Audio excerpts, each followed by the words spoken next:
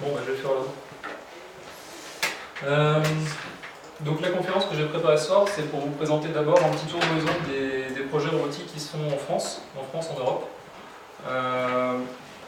J'ai retenu juste deux conditions pour présenter ce qui se fait en France. Le prix, donc c'est un truc qui est maximal le prix d'une voiture, parce que la robotique ça peut aller très très loin, et c'est rapidement, et un objet qui est à taille humaine, donc un objet qu'on peut tenir juste simplement, ou qui fait la taille d'un humain ou plus petit. Pas un robot de construction type ce qu'on a chez Peugeot. Il y avait une autre condition aussi, c'est des machines qui sont autonomes, c'est-à-dire comme ça exclut aussi toute la partie modélisme. C'est-à-dire si vous faites un petit appareil qui vole mais qui a besoin d'une télécommande pour fonctionner, bah, ça ne rentrera pas dans le cadre de ce que je vais présenter ce soir. Donc le plan, en gros je vais faire une demi-heure, j'essaie de calculer là-dessus pour que ce soit un petit peu rapide et faire autre chose derrière. On va découvrir les applications qui sont faites, lister les différents moyens de déplacer des robots, voir ce qui est possible de faire à notre niveau, ça sera sur la dernière partie. Et je répondrai à vos questions sur et des tests. Alors la première partie, l'une des plus grandes applications qu'on a aujourd'hui en termes de robotique, ça va être tout ce qui va toucher à la reconnaissance. Alors il y a plusieurs types de reconnaissance qui intéressent les scientifiques.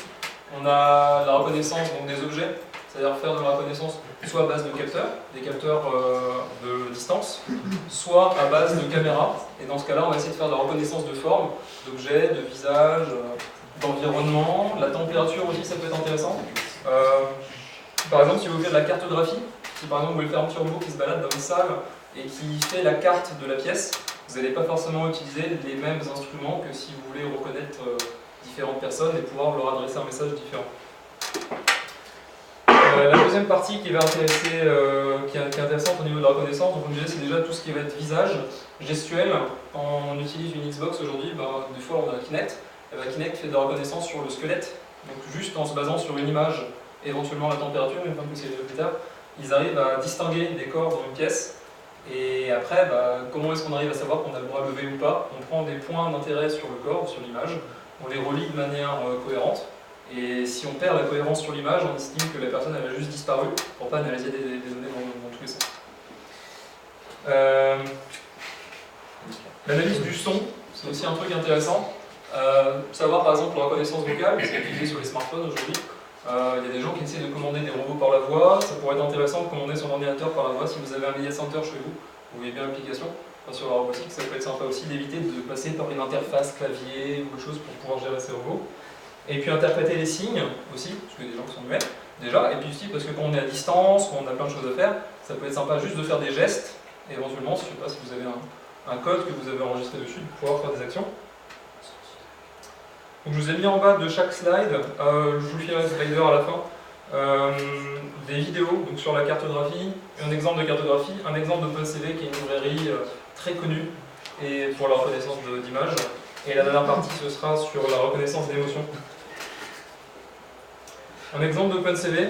Donc là, c'est une image qui a été prise avec un appareil photo, qui est soumise à un algorithme qui a été fait à base de cette librairie et qui est juste calibré pour reconnaître des visages. Donc on voit que, a priori, la librairie est calibrée, quand on fait son application correctement, n'est pas trop sensible aux différents visages. On voit par exemple s'il y a un peu trop d'ombre ou s'il y a un œil qui est caché, ça ne matche plus le pattern, du coup on perd la reconnaissance du visage.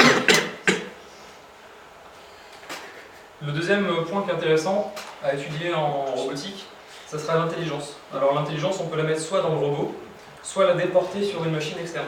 Si par exemple vous avez, je sais pas, 10 petits robots qui sont légers, qui vont faire des actions précises, mais que vous ne pouvez pas commander individuellement, vous allez avoir un serveur qui va gérer l'intelligence des machines. Et dans ce cas-là, on revient un petit peu dans le modélisme, sauf que c'est pas vous qui allez piloter le robot, ça reste un ordinateur. Donc il y a une intelligence artificielle qui est chargée de gérer plusieurs unités.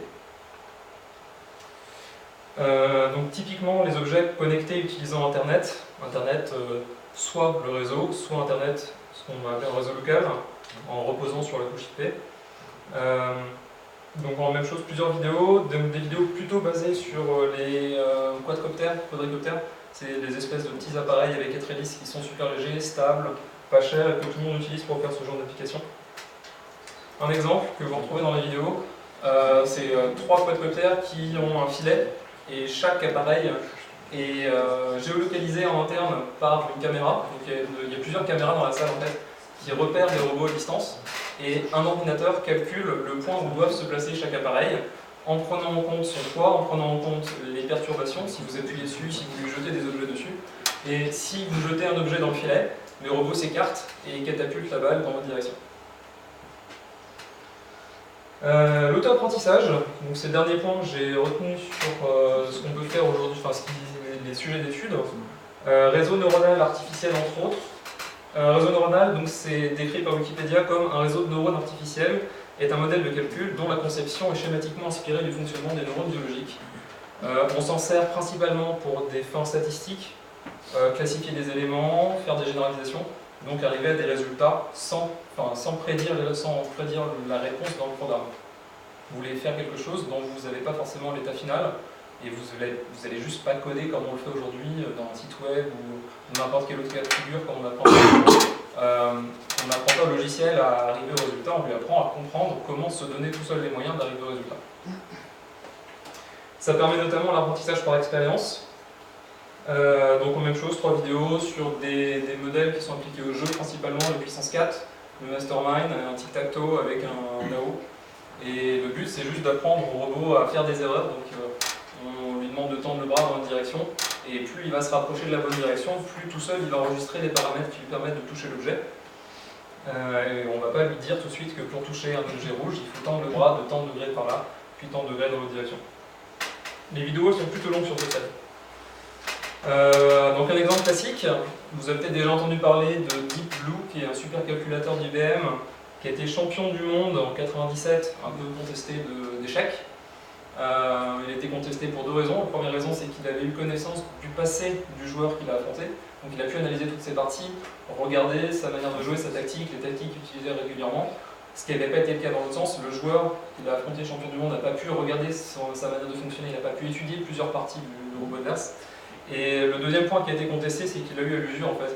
Ils ont joué une partie qui a duré très longtemps, je crois au-delà de 8 heures, et la machine ne se fatigue pas, elle peut continuer à jouer inlassablement toutes les combinaisons possibles, et ce qui n'est pas le cas dans le monde.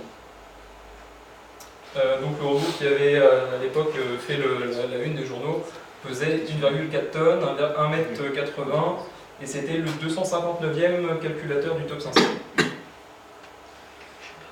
Se déplacer quand on est un robot. Alors il y a plusieurs moyens d'aborder le déplacement, ça dépendra de ce que vous allez vouloir mettre en avant. Si vous voulez faire un robot par exemple qui a pour principale fonction de déplacer des objets, vous allez un petit peu simplifier sa manière dont il se déplace et augmenter sa dextérité. Vous allez passer plus de temps à faire en sorte qu'il ait des bras pour manipuler des objets. Soit le but en soi de votre robot, ça sera le déplacement. Par exemple, il y a des gens qui mettent en place des programmes, des IA embarqués sur des machines pour faire des robots qui soient capables d'éviter tous les obstacles. On verra tout à l'heure. Donc la première grande famille de robots, c'est les humanoïdes. Ils intéressent beaucoup parce que d'abord ils sont proches de nous, puis parce que tout le monde a envie de refaire un petit peu le film iRobot chez soi. Donc le premier projet qu'on retrouve facilement quand on fait des recherches, c'est iCube, c'est un projet européen qui a été initié par la Commission européenne. Il a coûté très cher en recherche et développement.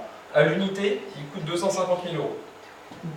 C'est le robot le plus cher qu'on verra de toute la conférence. 53 degrés de liberté. Donc les degrés de liberté, c'est par exemple bouger le bras dans cette direction, ça c'est un degré. Pouvoir le tourner, c'est un deuxième degré, etc. Le coude, les doigts, chaque articulation des doigts. Il est donc libre sur le plan hardware et software, c'est-à-dire que le fruit de la recherche et développement, c'est documenté sur Internet. Si vous voulez en reconstruire un aujourd'hui, le coût unitaire de la machine est à 250 000 €. Alors que les coûts de développement, les coûts d'études, ont dû dépasser, à mon avis, je pense, les 3 ou 4-5 millions d'euros. Je crois que c'était à peu près le truc que j'ai trouvé sur Internet. Ça monte peut-être à plus, je ne sais pas exactement. Le deuxième projet, c'est Poppy, qui est un peu plus simple en apparence. Eux, ils ont mis le focus. Alors, le premier projet, c'était plus orienté sur la recherche cognitive, c'est-à-dire le but de faire un robot qui apprenne de lui-même. Le deuxième robot, Poppy, en fait, c'était des choses plus basiques. On voulait savoir comment est-ce qu'on peut faire un robot qui a une marche qui ressemble à l'humain. Donc ils ont tout axé en fait sur les jambes, et le but de ce robot-là, si vous faites des recherches un petit peu sur Internet, vous le verrez marcher sur des tapis roulants, c'est qu'il ait une démarche naturelle. Quand il avance les jambes, c'est-à-dire que c'est son pied, c'est pas des moteurs qui entraînent sa jambe, c'est le poids de son pied qui lance sa jambe quand il marche, comme un humain. Donc toute la recherche était orientée là-dessus, et notamment sur le bassin. Là j'ai noté 25 degrés de liberté, également open source sur le plan software et sur le plan hardware, c'est-à-dire que celui-ci, contrairement à l'autre où vous voyez qu'il y a énormément de parties en métal, mais il faut l'usiner, etc., ce modèle-là peut être imprimé avec une imprimante 3D. Donc ça coûte tellement moins cher, en fait vous avez juste besoin d'acheter des cerveaux, des batteries, la carte électronique, l'écran LCD qui est sur la tête, et globalement toutes les autres parties du corps, vous pouvez les imprimer à vraiment très bas coût, ce qui fait que par exemple, comparé à l'exemple au robot précédent, le prix unitaire d'un robot comme celui-ci, c'est dans les 7500 €. C'est déjà plus raisonnable. Projet français. Troisième exemple, c'est Nao. Vous en avez déjà entendu parler. Nao, 12 200 € à l'heure actuelle. Et c'est un prix en fait, qui est estimé parce que c'est un produit. C'est-à-dire que la partie open source de Nao, c'est uniquement la partie software. Donc vous allez avoir le système d'exploitation que vous pouvez récupérer qui est du Linux globalement. Et il apporte une API de programmation qui vous permet de faire des choses très simples. Par exemple, stocker des informations en mémoire, récupérer les valeurs des capteurs, commander les moteurs. Vous allez pouvoir faire tout ça un petit peu comme sur Arduino, juste en appelant des méthodes et des fonctions qui sont fournies par le framework. Donc Nao, 25 degrés de liberté. Il est vendu prêt à l'emploi, il est sous garantie, donc c'est un produit fini, clairement pas fait pour être reproduit chez soi. C'est plus à destination des gens qui ont des faibles connaissances en développement, qui voudraient apprendre le développement, ou à l'attention des gens qui sont déjà chevronnés en développement et qui veulent mettre en place vraiment des algorithmes de reconnaissance faciale, des choses comme ça. Utiliser le text-to-speech et le speech-to-text, donc pouvoir parler et décoder du texte qui est entendu, et le mettre en pratique face à des jeux. C'est la seule différence que cette personne-là a à faire sur son ordinateur, c'est de l'embarquer dessus. Le quatrième projet que je vais présenter, c'est Innové. Donc c'est le concurrent direct à Nao. Globalement, il est à peu près dans les mêmes ordres de prix. J'ai 10 500 €. Non, mais c'est ça. Donc 2 000 € moins cher. Je ne sais pas s'il est sous garantie, c'est un produit qui a l'air à peu près fini aussi. Libre également sur le plan hardware, enfin, comme les deux premiers. Donc vous pouvez le réimprimer chez vous. Par contre, le gros inconvénient, donc il a 25 degrés de liberté, son inconvénient c'est qu'en fait il n'a pas de framework embarqué, donc il a à peu près les mêmes capacités, les mêmes fonctionnalités, mais il est juste plus compliqué à prendre en main. Si vous voulez faire des choses basiques, il va falloir les refaire depuis zéro, chercher sur internet, éventuellement s'il y a des documentations, des choses comme ça. Dernier exemple. Ah bah non, pas de dernier exemple. La suite. Donc la suite, c'est les biomécaniques, c'est un peu tout le reste en final. Tout ce qui sort des robots humanoïdes. Alors j'ai pris 4 exemples, un petit peu comme précédemment. On a les robots qui se basent un petit peu sur les araignées.